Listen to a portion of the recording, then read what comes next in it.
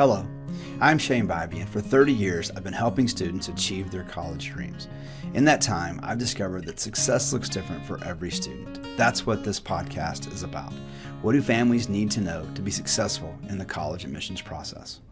Today we're visiting with Jordan Schirle. Jordan, when did you graduate from high school? 2015, I believe. 2015, and graduated from the University of Texas in 2019.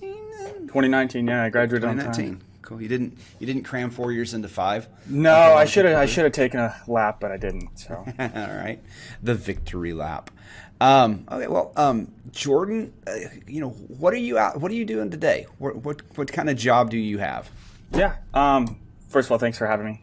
I've watched a couple of these. These are great. Super excited. I'm actually, because the thing that's going to come up down the road is probably of the students I have, you're in that group that I've continued to be friends with after graduation. So I'm really excited to catch up for a lot of different things that I'm sure we'll talk about down the road. But, so I'm working in Dallas at a fairly large tech company, but it's private, in finance.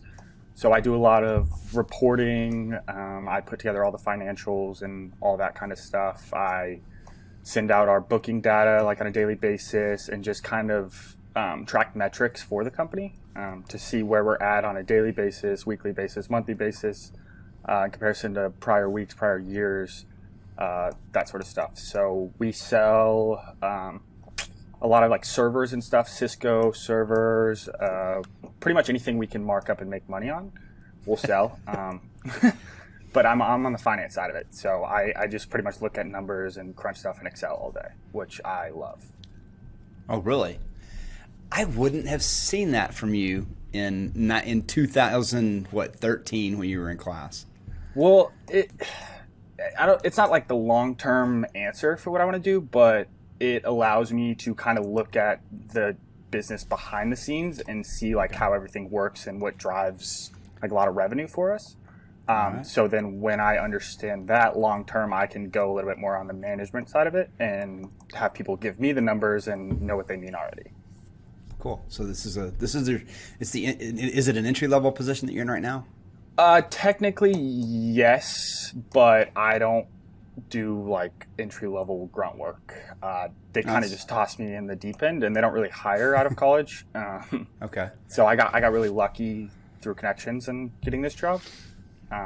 But they definitely don't treat me like I'm 24 right out of college. I do a lot of what I would say fairly important stuff, and I work with a lot of people. I didn't mean entry level like data. No. Stuff, I mean, this is the first position you have at that company. Yeah, exactly.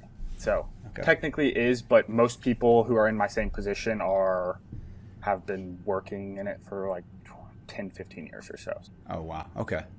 So how did you said this through some connections. Were these family friends or were they connections you made while you were in college? Actually, Alex Ducatelli's dad is the CEO. Okay. So all right. I had reached out to him when I was about to graduate just because I knew he worked in high technology and I wanted to get into technology on the finance side. So I was like, hey, do you guys have any positions, this, that? Nothing came to it of that time. So I ended up taking a job that I didn't want directly out of college, and I was in it for maybe a week. I was in my second week actually, and we had a meeting with corporate, and corporate came into my first job and was like, hey, so your CEO's under investigation. We can't tell you why. And I was like, well, I didn't really like this anyway, so if anything's going to give me a red flag to get out of here, that's it. And it just so happened on that same day, Alex's dad called me and was like, hey, you still want a job in Dallas? And I was like, yeah. So it kind of just aligned like that, and it worked out great. So that's cool. What's Alex doing now? He is working in sales at HPE. So he's just crushing it. He's just textbook sales guy, but I need to get him in here too and find out how he's doing. It's the first level job, I guess is what I should say. Like this is the job but you said they don't hire usually out of college. So it was a unique situation for you. What was your actual degree in when you came? So I majored in economics and minored in finance. Okay. And I kind of chose that because I tried to get into Combs, but that doesn't exactly always work out well. And economics is kind of UT leaves economics in their liberal arts school, which I don't really think it's a liberal art, but regardless, and so pretty much a lot of people who can't get into McCombs end up doing economics. Yeah. But then I minored in finance through McCombs through like a special program they did, so I still got to go take a lot of those courses, and put McCombs on my diploma. But well, and that's really one of the big reasons I wanted to talk to you, because I know that you did the economics you started off in the CAP program, which again I'm forgetting what the acronym stands for. I looked it up just the other day, so I was ready for this. I have no idea. But it's the CAP program. The CAP program's a liberal arts program where they offer. We had episode 9. We had Sydney Rose on. And Sydney talked about, because Sydney got offered the CAP program. She didn't know it existed. Did you know it existed before you applied? Yes, I did actually. Okay. And I kind of assumed when I applied that's what I would end up in, because I didn't think I would get into Texas. And for anybody who is listening who doesn't understand why McCombs is so tough, right? University of Texas has a top 6% rule. So if you're in the top 6% of your class at any public high school in the state of Texas, you're guaranteed to be admitted into the university. Not guaranteed to be to get the degree, the major that you apply with, but guaranteed to be admitted. And then from there, because of that, McCombs just fills with top 6% kids, right? Because it's a great business school. And so it fills up with top 6% kids, and then it's really hard if you're not in the top 6% to get in. I know of a few kids that do it every year, but they're typically top 10% kids with high 1,400, 1,500 SATs. So that's the thing about it. What UT offers then is a CAP program where you can go to another university for a year, and then you did it. So you go to another university for a year, and then what are the other requirements? You pretty much go to another university. I think you have to take, 30 hours in that first year, and you have to maintain above a 3.2, and then you automatically can transfer into UT, not exactly the school you want to. So a liberal arts major. So like Sydney was in political science, and so she when she got the CAP program, she looked at UTA, and then you and I talked with another student, Andrew Butemeyer. I think Andrew may have been a year or two behind you back then, but he said the observation he had about the program was that probably only a third of the students who do the CAP program go on to UT. But it's not because they're dropping out. It's because they discover when they get to their program to UTA, or you went to UTSA, when they get there that, hey, I can do everything I want here. They didn't realize that when they got there. Now, you and I had lunch after your first year, and you had the observation that there was another program, an ACC program, Austin Community College program, that you might have done.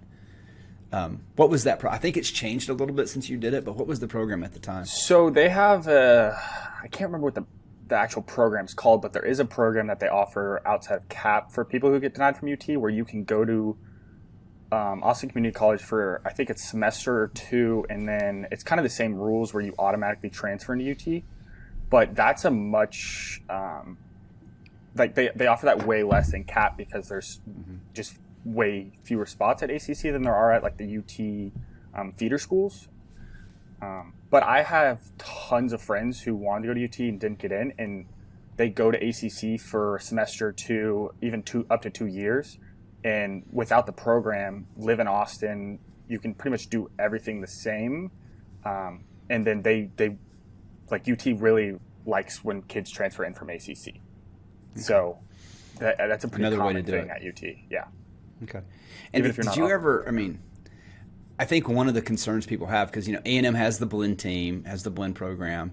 I think one of the concerns people have when they hear, the phrase is now, I got capped, which sounds so mafia, right?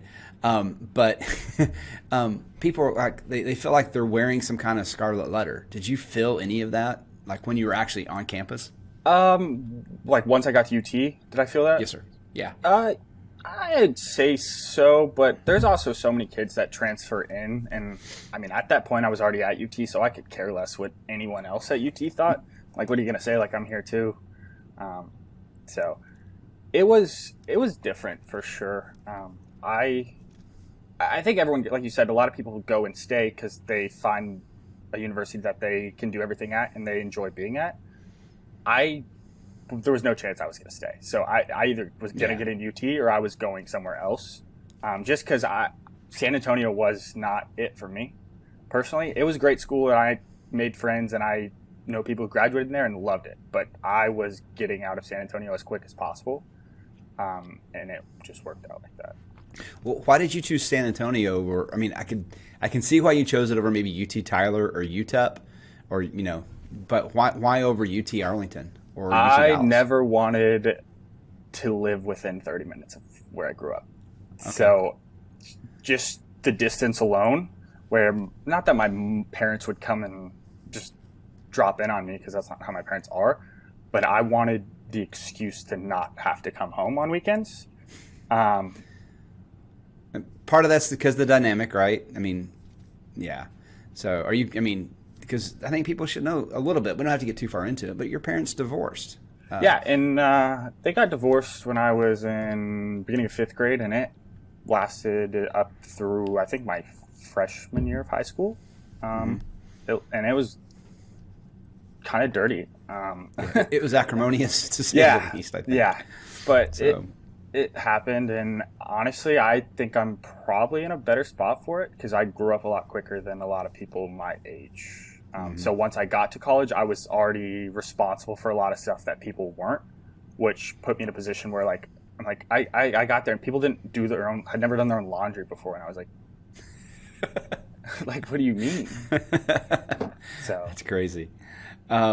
Oh yeah, the whole adulting thing. I hate that word, like adulting. Like it's an act. I'm like, just you are an adult. But I get that. I get the feeling of I've got to do this stuff on my own. Well, and that was, I mean, you're such an outgoing person. You have just a charisma about you all the time that you're incredibly likable. And I didn't know if that was like, I didn't.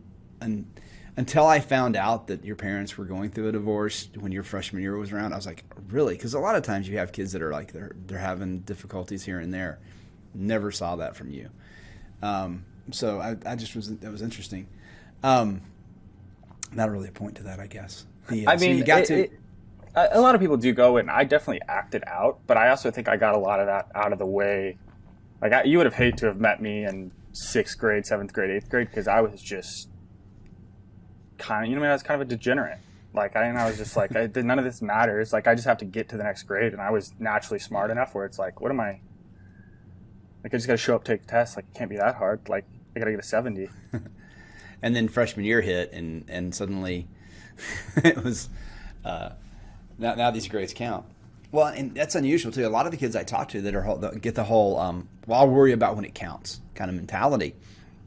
They don't start worrying about when it counts. Like they just keep pushing it off because being lazy, as long as you're, I talk about kids in kind of 3 groups when it comes to grades. You've got the 101 GPA kids, right? The kids that are top 10% kids who, if the extra credit assignment was to stab their mother, then sorry, Mom, I got to get that extra 10th of a point. And you had classes with a lot of those because you were in a GT program. A lot of the kids were just like so GPA driven. And there's that group who just doesn't care. Like, what's the least I have to do to stay eligible? Smoking pot is a lot more fun than reading Scarlet Letter, so I'm going to go do that. And that's group. That middle group, which is that group that you were in, like I really hate working with that bottom group. The bottom group is difficult to work with. The top group, they'll get stuff done. But so much of the time, they're just playing school, right? They're worried about how do I get the grade. That middle group is the group, and that was the group you were in, kind of the group Alex was in.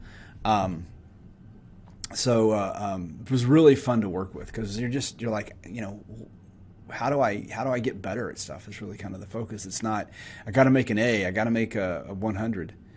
So how did that, keeping that in mind then, like that whole idea of figuring that part out of that, what were things when you got to college that you were warned in high school, hey, you've got to do this, probably by me. Like, they're not going to tolerate this in college. And then they're like, no, they don't care.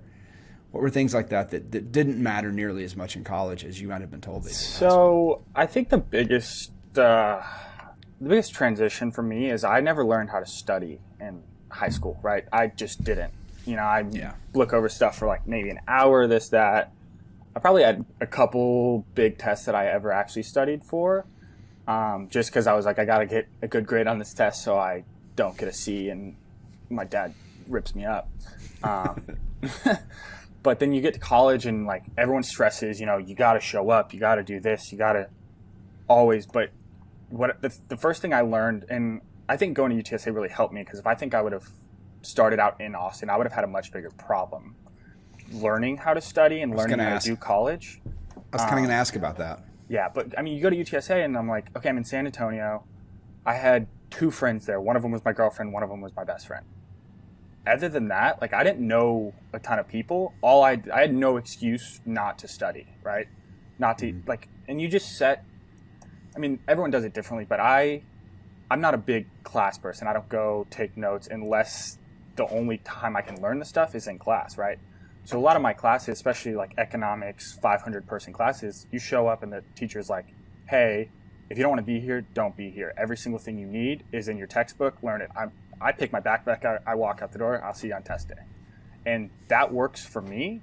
But not everyone's like that. So I always thought going into college, right, you have to show up. Your professor's going to know you somewhat. That's a lie. I probably had one professor my whole college career that knew my name.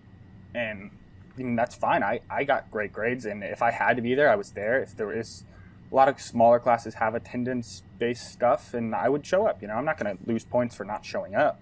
But if I'm on the same playing field as everyone else by showing up, not showing up, like, all I need to do is do my assignments, get good grades, and I just put everything in a calendar and make sure it gets done. Pretty easy. Yes, Yazan was the very first interview, and one of his comments was he came home at semester with his 2.8 GPA, and had the whole we're not sending you to college to get a 2.8, and so that's what I was thinking about that when you talked about like maybe going to UTSA was actually a really helpful thing. Was another factor the fact that you had to have a 3.2.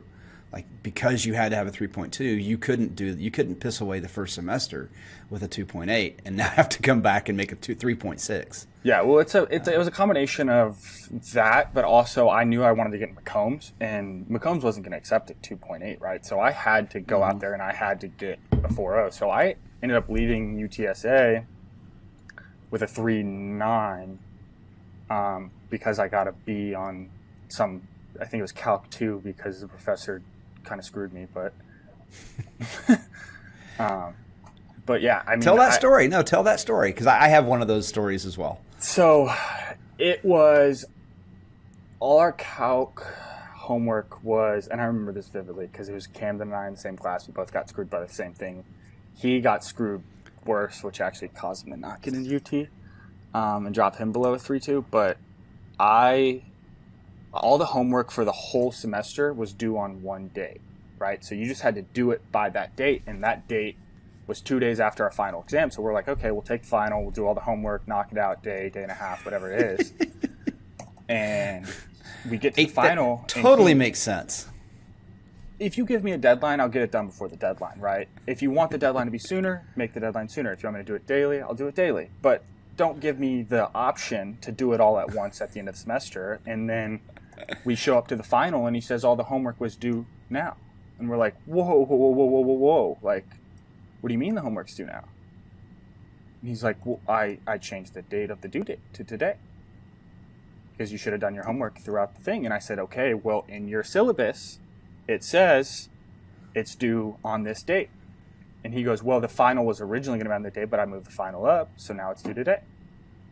And So I was going to end up with 100 in Calc 2, and 20% of my grade was my homework. So I got a 0 on my homework, and I got an 80 in that class, which... So the parent conference that you had for that, how'd the parent conference go? Not well. No, I mean when your parents called up, because that happens in high school. What happens, right? The parents call up and hey, I want to talk to.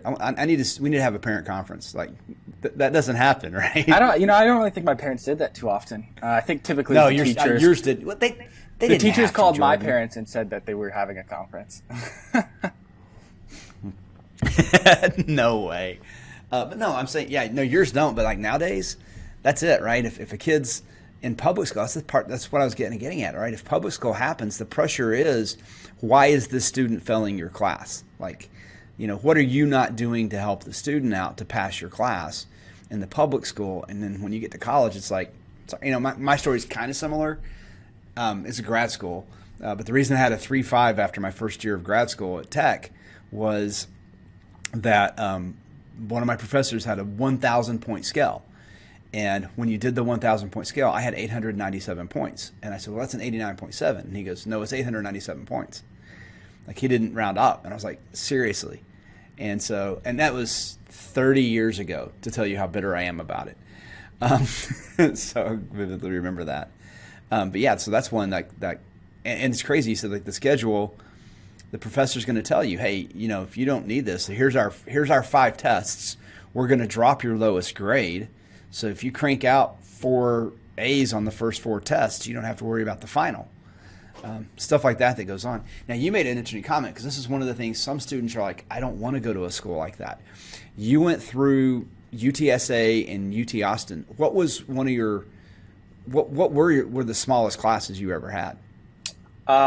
Once I got to high level, I mean, you had a couple liberal arts classes here that you were required to take. So I think the smallest, so because I was in the College of Liberal Arts, I was required to take 3. I had to have a proficiency in a language, and I was like, okay, you'll probably like this story. I was like, okay, like I took Spanish in high school, like that, I don't really want to run that back. But when I was a kid, I was fluent in Japanese because I lived in Japan, and I was like, my sister took Japanese in college. I was like, oh, cool. She said it was a breeze. I mean, given she took it at Auburn, Alabama, so I think they probably taught it a little easier than I had. But I roll in and I'm like, okay, I'm going to take Japanese. I'm going to relearn Japanese. Could benefit me in business down the line. First year of it, you had to take 6 hours per class, so it was like 18 hours total. I had to take 3 years of it. First class was a breeze. I get to intermediate Japanese, and I had a bad time.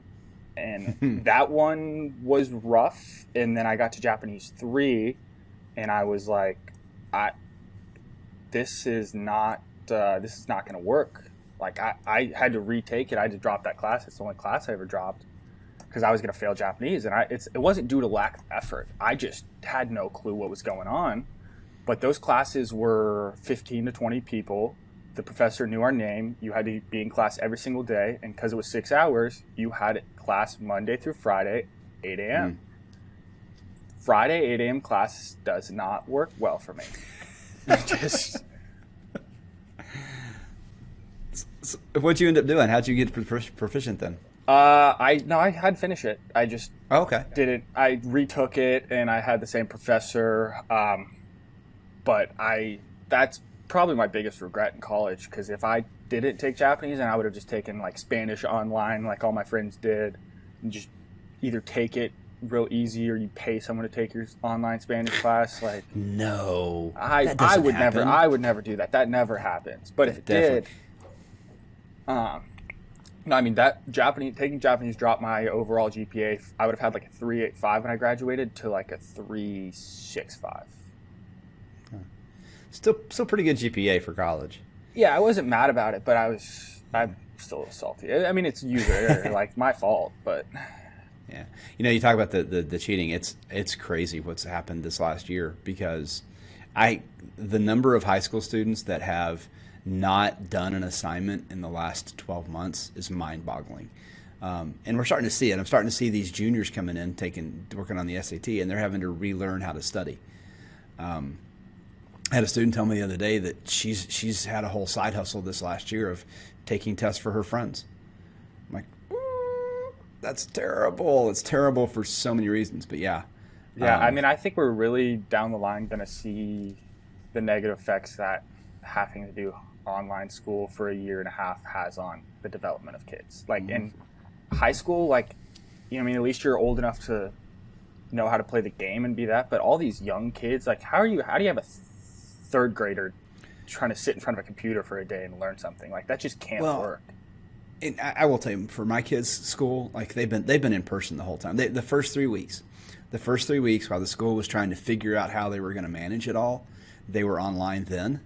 But since that third week, they've been in person every time, the whole time. And I think the gap is going to be those kids that did decide to stay home. You know, I think people stayed home for a lot of different reasons. There were people who were legitimately concerned. I get it. There were a lot of people who, for whatever reason, felt like the simpler solution was going to be just to have them go online. And then there's people that didn't have. I mean, there's places in the country that didn't have a choice. That, you know, California, I think, is just maybe yesterday announced that by June 15th they think they'll get back to normal. Like they're still looking at how to do it and how to open up. Maryland was entirely closed until a couple of weeks ago. Yeah, I mean, I think that like the smart kids will be fine because like if you're smart enough, you kind of figure stuff out on your own. But those kids who really need like extra help younger, like, are gonna struggle, right, with their development long term. And I mean, it's just a building block. Like if you miss a couple steps, the reading factor. I mean, this thing I preach to you guys all the time. So, question for you. I got to find this out from the Jordan Schirle. Did you ever read a book for my class? Ever? Yeah, I did. I not a lot of them. Yeah. But I definitely read a book or two here or there.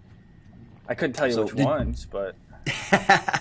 Well, and you know, I think Lord of the Flies, that was when I was gone, whenever Gray was born. So I was out for a few weeks when you guys did Lord of the Flies. So who knows? Some of the good ones out there. But that's some of the things I want to think about for you, because you were always pragmatic, right? You were like, this is what do I have to get done? I need to make an A. I need to make an A in the class. So what do I have to do to get the A? And you're conversational enough that you could listen to what's going on and figure out what's going on. Dude, I was that way in high school. Like, I didn't have to, you know, you could listen to the conversation. You could find out what's happened in the story. And then the other problem I had was I'm a slow reader. And so when a teacher gave a book and then put us on a pace to read, like, I was never going to stay up with that pace. And so I'd start off strong, but then I would fall so far behind, I just had to figure out what was going on. Yeah, I mean, I think my biggest issue is that if I'm reading a book and I'm not interested in it, I'm not going to retain anything. Like, I can read the words, but I'm not going to retain any of it. So I get there's a point, you know, there's a lesson we learned, but if I can read the Spark Notes, get the gist of the story, then we're talking. So I talk a lot about how, you know, you can get everything. Scarlet Letter, you can get everything out of Scarlet Letter that you need a high school student to have from Young Goodman Brown, from another short story. You don't have to read all of Scarlet Letter. You don't have to do that and get just as much value from it. Now, if you have a student that wants to read early American literature, then more power. I mean, let's figure out a way to do that for that student. So I don't see you as a really avid reader in high school. Are you reading nowadays for fun and pleasure or not? Yeah, I read. What are you reading?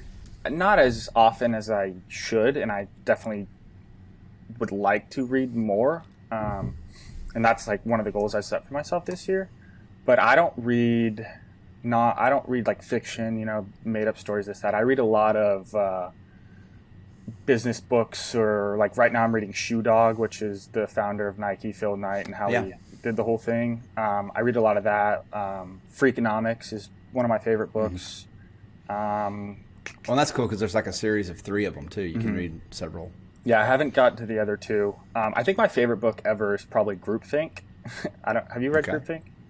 I know a little bit about it though, but I have not read that one. It's pretty much just like a fairly large book about why groups of really smart people do stupid stuff when they're together.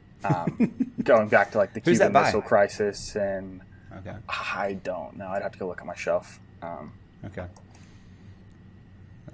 It sounds like a Gladwell-esque kind of book, but I'm pretty sure he's not his titles. But kind of getting into why people make the choices that they make and that sort of stuff. Are you reading anything right now that you're really I'm in the about? middle of Shoe Dog. I've been reading it for a while now, and I keep getting distracted, picking something else up, and I'm trying to finish it. So I think I have like 100 pages left, and I'll probably crank that out this week. But and then the other little side of things is I mean, I'm responsible for nurturing a love that started in English class in 2012. It's clearly, I mean, mostly my responsibility, but you're still, what's Caitlin doing now? So she's in Austin. She took a gap year so she majored in biology. She took a gap year in that. She's going to PA school next year. Okay. In Abilene. So she'll be doing that for 2.5 years. She's only in Abilene for like a year, but then they do rotations for, I think, 15 months. So she'll get placed like 5 different places, 3 months at a time, figure out like what she wants to kind of go into exactly. But okay. I was so incredibly glad when you guys started dating, because you could not have made a better choice than that young lady. She is amazing. She's fantastic. It's kind of funny enough, because I think first time I ever because she moved into Southlake sophomore year. First day of, I think it was your class. You always sit in a circle, this, that, like go around and introduce. It's always the first day thing. Everyone goes around and talks about themselves. I took a picture of her and to send to all my friends, because I was like, who's the cute new girl? The flash went off and she was looking at my camera in the picture. She has no recollection of this, but like all my friends like backed me on that. And then like they responded, they're like, dude, she's literally looking in the picture. And I was like, ooh, like, so. Too funny. What's Camden doing? He is finishing up school. He's at UT Arlington. Okay. He changed majors like 4 or 5 times because he didn't know exactly what he wanted to do. So he's doing civil engineering now because he wants to go and design like bridges and that kind of stuff. Okay. Cool. All right. Well, what are things? So we've talked about things like that you were told this is going to matter. What are things that were not a big emphasis in high school that you wish would have been a bigger emphasis, like would have paid off in college? I think the biggest, probably the biggest thing to me was, I mean, you got to really figure out what you're interested in, because I mean, I get they stress you got to be well-rounded, you got to take English, history, this, that, and it's valuable to learn basics of all that. But if you do something just because if you're like going to go study this because you think it's cool or whatnot, like you really got to find something that you're interested in, because I think that takes you a lot farther if you're just like obsessed with the subject that you're studying than if you're like, oh, this gets me here. So I think that's a big thing. Let's see what else. Well, and it's going to get tough, right? There's going to be times that you're wanting to quit, and if you have a passion for it, if you enjoy it, then that helps drive you through those hard times. Yeah, and I also think it's really important to just like develop a plan, and even if your plan changes daily, right? I always had, this is what I need to do to get to here, and then that'll get me to here, and then I can have all these doors open to do that. So like I never knew exactly what I wanted to do, but I knew if I put myself in situations where I could learn a ton and take stuff from other people, and even if you just show people that you're willing to learn and you get a bunch of people who are like, okay, this kid's going to be successful, right? So then I have 10, 20, 30 people who will vouch for me in their industry, because they're like, okay, like he's not a specialist in this. I'm not going to tell you he's going to come in and change your thing, but you can teach him anything you need to, and he's going to like get it done. So I think that's probably the biggest thing that helped me out down the line. Well, I wanted to ask you that because I was just thinking about this and asking about that it's going to get tough. And you said your first job, going back to when we started, was one you really didn't want. Like you were like, I'll take the job because. So a couple of questions from that. Why did you decide to take that job, even though you knew this isn't really what I want to do? So I always wanted to be an investment banker, right? So I was going to go work the 100 hours a week, whatever, get paid a crap load of money. But you do that for 2 or 3 years, and that sets you up to do exactly what I want to do down the line. And so I did a lot of recruiting for that. went to a couple super days, got flown out to places to do like 12 interviews in a day, and it was overwhelming. But none of that worked out for me. And I think it's really hard if you graduate college without a job to explain why you don't have a job, right? Because if you try hard enough, someone will hire you, I think. And then you can, even if you have a job and you're there for however long, like I never want to be the person who's hopping from job to job to job, but I think the first one is kind of like, what's it called? A mulligan, I guess. So if you get there and you're like, I didn't like that. This is why, this wasn't for me. You can explain that in every other interview you have, but it's hard to explain to a future employer in an interview, like, yeah, I graduated college and I didn't have a job for 6 months. So I was like, I got to at least get something, because then I can I tried my hardest. It wasn't for me. I'm going to go in, I'm going to do my very best at it. They're not going to have a negative thing to say about me, but it wasn't for me. Like, I wasn't going to do that long term. And I think that's something my mom would strongly emphasize, because I was always like, I had that job in my back pocket for like 6 months before I signed the offer on it. And I was like, look, this isn't gonna, and she's like, yeah, you're right. Maybe this isn't for you and maybe you're gonna hate it, but you can go to everyone else and be like, I hated that. This is why I think I would love working for you. Mm-hmm. Well, it's always easier to find a job when you have a job, right? This kind of thing too.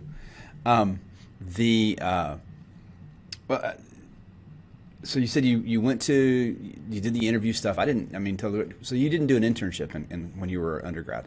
I did. I interned for, I think going into my I interned at an investment bank in Dallas, but more of like a boutique. So it wasn't like a huge Goldman Sachs, Wells Fargo kind of deal. It was a lot more of a boutique. So they had maybe 8 employees working in their investment banking division.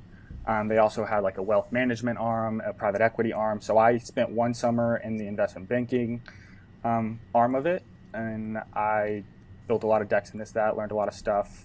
And then the next summer I worked at the same bank in the private equity arm, because that's kind of what I want to do long term. So I was pretty much like, anything I could do to learn how to talk that world would have been beneficial to me. Mm-hmm. Okay. As that's my perception of that world, is that a lot of the internships are going to turn into offers down the road. But what I'm hearing is, maybe being the function that because it was a smaller company, yeah, they had to have the spot open. Whereas if you're a company that knows you're going to have a certain attrition rate, again, talking about previous podcasts, but about 3 or 4 back, I talked to a guy who is in an IT company, and he talks, they probably hire only 60% of the interns that come in and work for them, and then they know that of those, certain ones aren't going to work out. So if you have a company that can manage that churn, then it works. Okay, so you got the job, but then the CEO. So how did that turn out? Did the CEO end up getting indicted, or?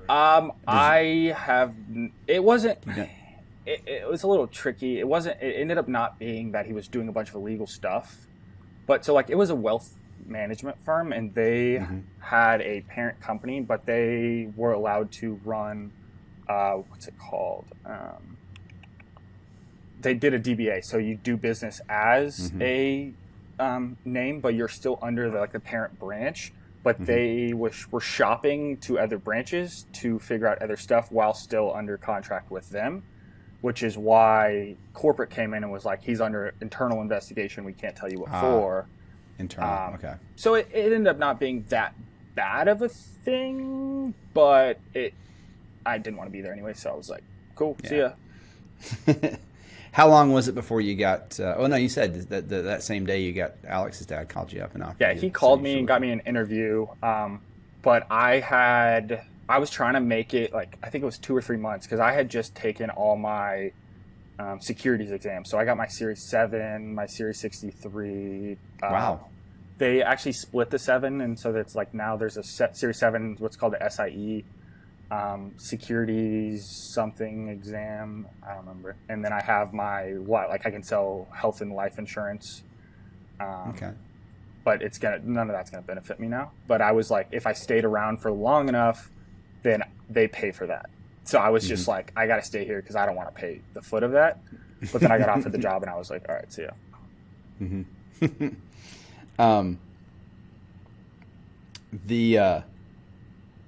trying to make some notes. So, okay, so you got that job. You did the interviews. Okay, and one thing I didn't ask earlier, so we've kind of touched on this, but like UT was the place you wanted to go when you were in high school. It was my second choice, but yeah. Really? What was your first I would choice? have gone to Michigan over UT. Okay. But they wouldn't even look at my stuff. I just got to So, what made you think Michigan? Why were you interested in Michigan? My whole family's from Michigan. My dad went to Michigan, and it's like Texas, but up north, and I kind of wanted to get away. I love the cold weather, and Ann Arbor's just awesome. I mean, it doesn't. Okay. I think in hindsight, Texas is better and worked out better for me, and I think Austin's probably one of my favorite cities. But I would have liked to have like a little bit more of a college town type feel, and I think Ann Arbor kind of would have been that. Yeah. So what other schools did you apply to besides UT and Michigan? I applied to A&M, Auburn, Texas, Michigan. I think that 4. I wasn't gonna go. Yeah, I was. If I wasn't gonna get in, I mean, I got accepted to Auburn and got some scholarship money, so that was always gonna be my fallback because my sister went there. I got into A&M, and I considered that, but did you get into Mays or did you do something else? No, I got into Mays. Okay. But I don't think I would have done well in College Station personally. It's not really my vibe. That's so important though, right? To see the different. I had a conversation with some friends of mine this past couple of days, and it's, for whatever reason, things go in streaks, right? And I've had a lot of kids that have come in lately and said, "Hey, I want to major in computer science," or I'm reading things online that say, "I want to major in computer science," and people are like, "What are good computer science schools?"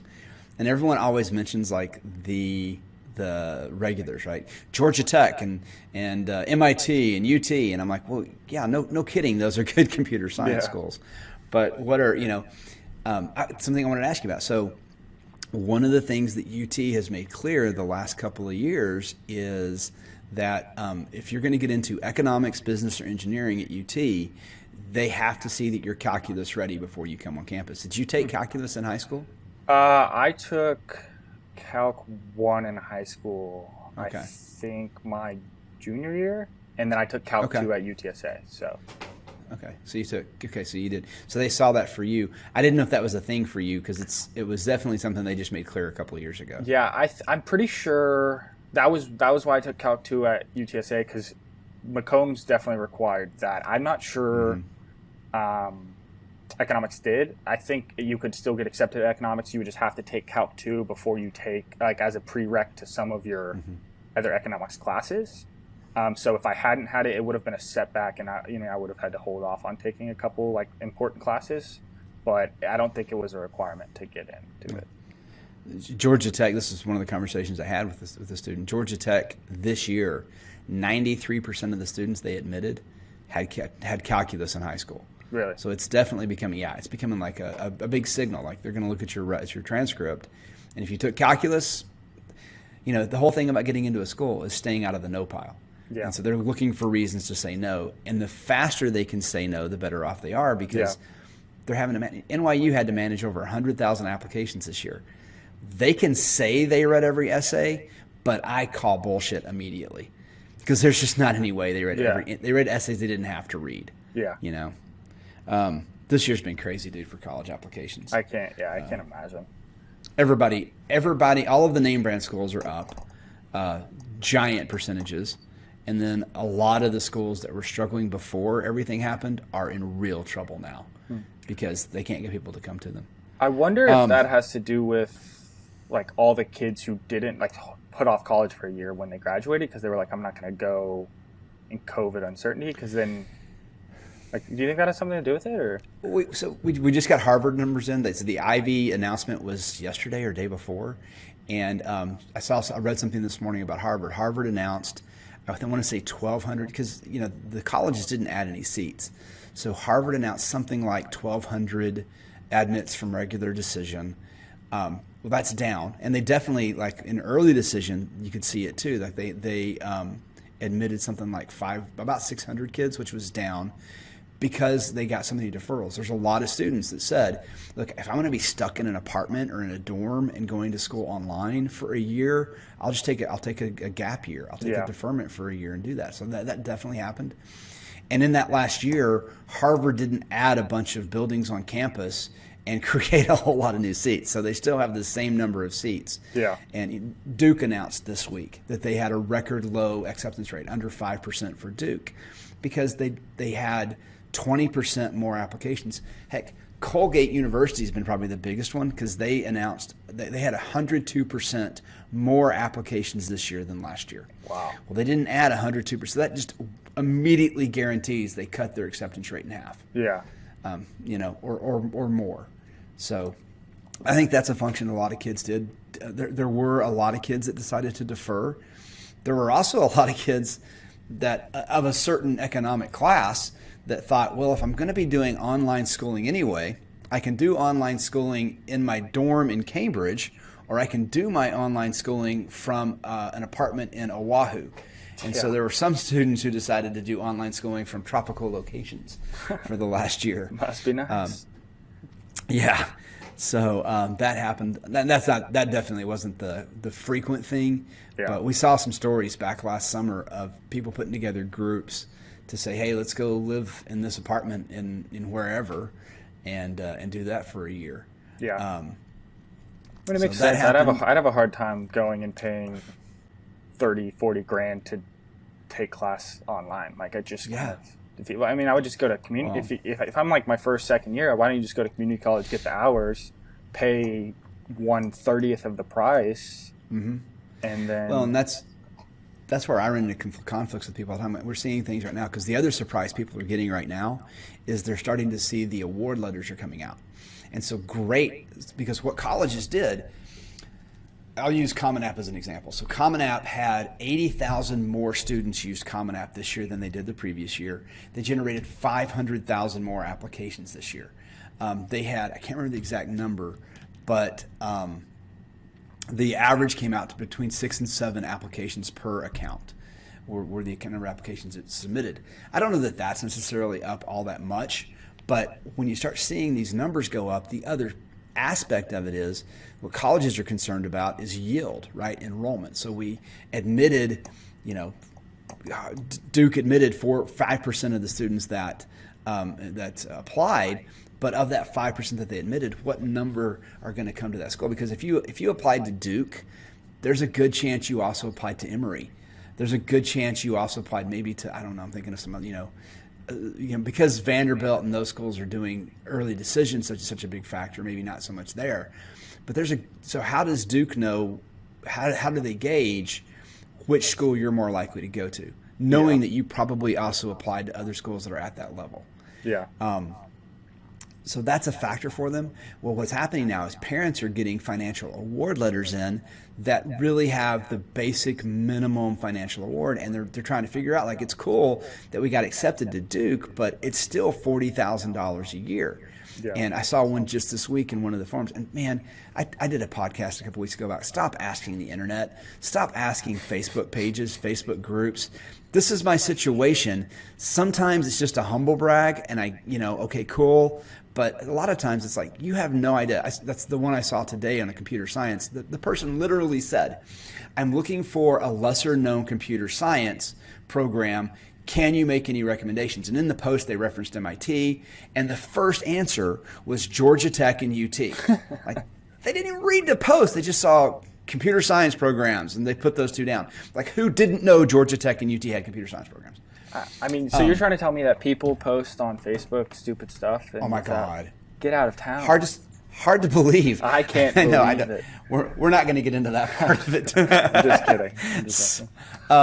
But no, they do. But they post stuff like that. And so this one person posted, they got an amazing offer. It was I don't remember what it was. There's been a couple this week, and they had an opportunity to go to like UMass Boston or something for free. Like, it was a free ride. The student had done a year at a community college, and then they were offered another year at the community college. But then after that, guaranteed admission into a UMass program and 100% scholarship. Oh wow! Like, and they were like, should I do that or should I do Oberlin at $40,000 a year? I'm like, how are you even asking that question?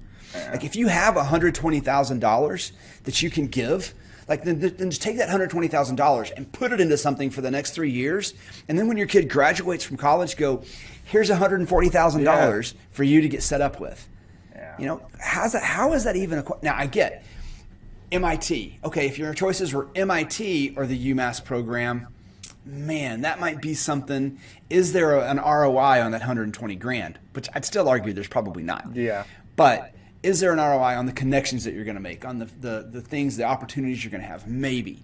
But Oberlin, and that's not a knock on Oberlin, but yeah, you know, you may have been today years old when you found out there was a college called Oberlin. I didn't know it was college, so so that's a debate. But yeah, people are posting stuff like that, and a lot of times what's hard for other parents, I think, is that the reason this podcast exists is because there's stories like yours, right, where students knew what they wanted to do, and there's other programs that are available. And I want to actually get that parent on the podcast and be like, how did you find out about this program? How did you access it? Because there's so many cool programs out there that parents just don't understand and don't know about. Yeah. Because they are tied into, you know, the name brand school, and I want to go there. And the cool thing, so I question for you about this. So you were an economics major. One of my things I challenge students to look at, and you have to know yourself, is finding that top third. Like, can you, wherever you are, can you be in the top third of the students? Because, you know, Mays is a great business school. But being an average student at Mays, at A&M, versus being in the honors business college at A&M is huge. Yeah. But the average SAT last year for the honors college at A&M was 1480. 98th percentile, 97th percentile SAT. I mean, the average SAT at a Vanderbilt, the average SAT at a Harvard is around a 1520. So you're talking about an SAT score that's really close in measurement to those schools. But I'm hearing you say you were, and please don't take this as, but you were kind of the average student, right, at the school, and everything's fine for you too. Like average in terms of my college school?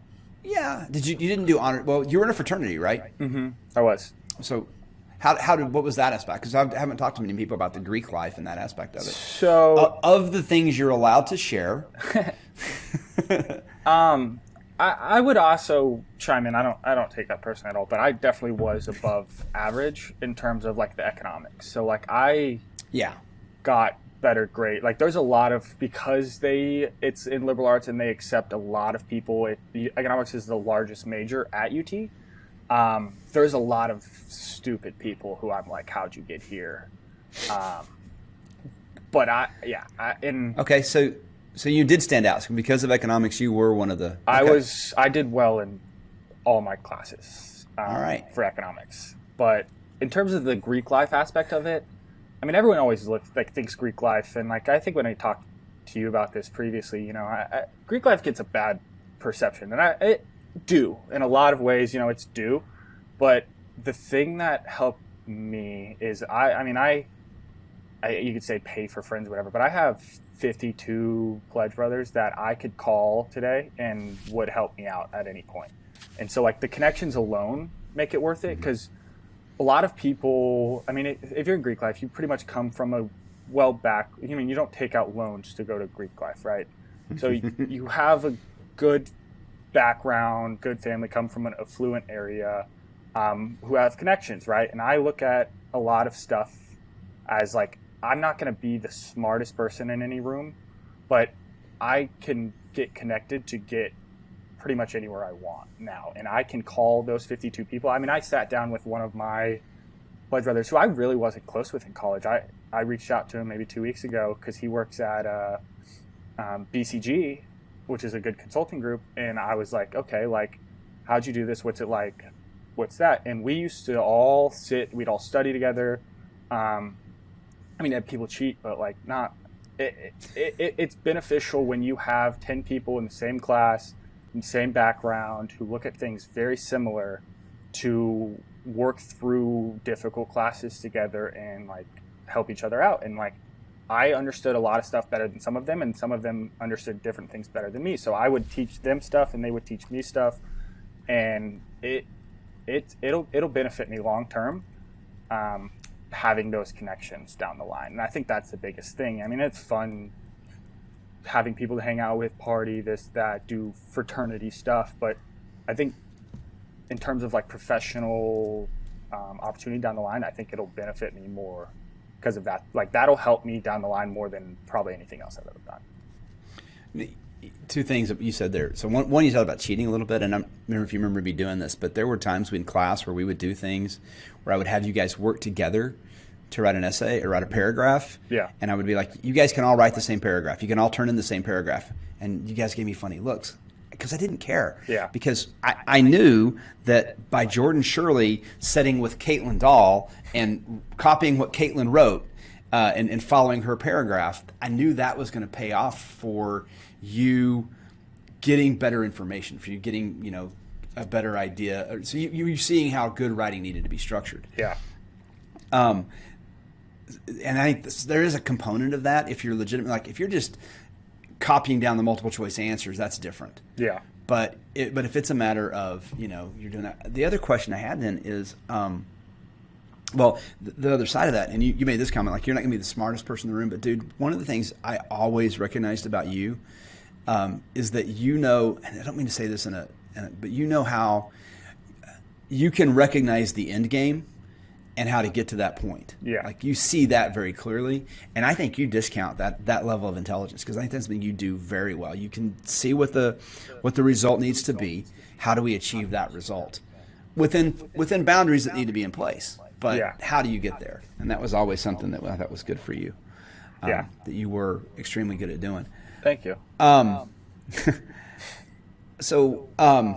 What's the big plan then? Oh my gosh, we're almost at an hour already, dude. That's crazy. This has flown by. What's the big plan? What's the eventual goal? You've talked a little bit about how what you're doing now isn't the end result. What are you going to do? I love my company that I'm at, and I'm super content. But I think eventually there's going to be a peak that I hit here, in terms of like there's nowhere else for me to go up there. So then I'll have to go lateral. I think I want to end up in private equity down the line. And that's why I kind of said investment banking, right? That's a direct feed. You do investment banking 2-3 years and you feed into private equity. And that's like the traditional route.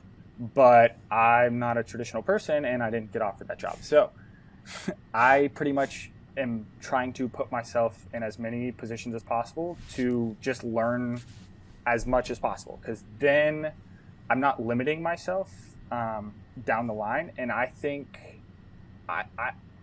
the thing about private equity that interests me is, right, I love looking at numbers, money, this, that, how to more efficiently do something, how to cut costs here to add revenue here to increase the bottom line of your net income, right? Stuff like that. But if I can factor in the people aspect of that, which is my favorite thing, right? I love talking to people, picking people's brains, hearing their thoughts on stuff. If that like private equity kind of allows you to invest in stuff, combining the two, right? Because you're not just investing in a company, but you're investing in like the leadership of the company and working directly with them to grow their business. And they might know stuff you don't know that you can benefit, like then take and use on a different company. But I also could help them down the line. And that's a long road. So I think my next step is I'll probably go to business school in the next 5 years. Go get my MBA. I considered going and getting my MSF, Master of Science of Finance, but I wasn't going to do both. And I think the MBA would benefit me more with the connections you receive from it. But I also don't really see value in going to like a lower program for it. If I'm going to do it, I'm going to study my ass off and get into a top program. And I mean, I know I'll have to pay for it, but I think, like you said, the ROI on that is a lot higher than paying a little bit less and going to a worse program. Because like, yeah, you learn stuff in MBA, but a lot of it, like it's stuff you've already learned before. You're just learning it again. but it's like, who are you learning it with is more beneficial. Because I want to surround myself. Like I said, I never think I'm the smartest person in the room, and I always think there's something I can learn from someone smarter than me or dumber than me in a room, right? Because everyone knows more than me about different stuff. So if I can put myself in rooms with smarter people, I'm going to benefit more long term. Awesome. Well, hey, thanks for give me an hour of your time today. I appreciate it. This was great. I'm so happy we could do it. I wish it didn't fly by like that. So, all right, I'm going to pause the but thank you very much, Jordan. Yeah. Is there any social media thing? Are you an influencer out there? Anything I need to bring up? Check out my No, I'm just kidding. I have nothing. So awesome. All right, thanks, man. I'm going to shut down the recording. Thanks for listening to today's episode. If you enjoyed the podcast, it would help us reach more people if you could rate and review the show wherever you listen and share it on social media. If you have ideas for future episodes, please email me at shane@biblecollegeprep.com. Thanks for listening.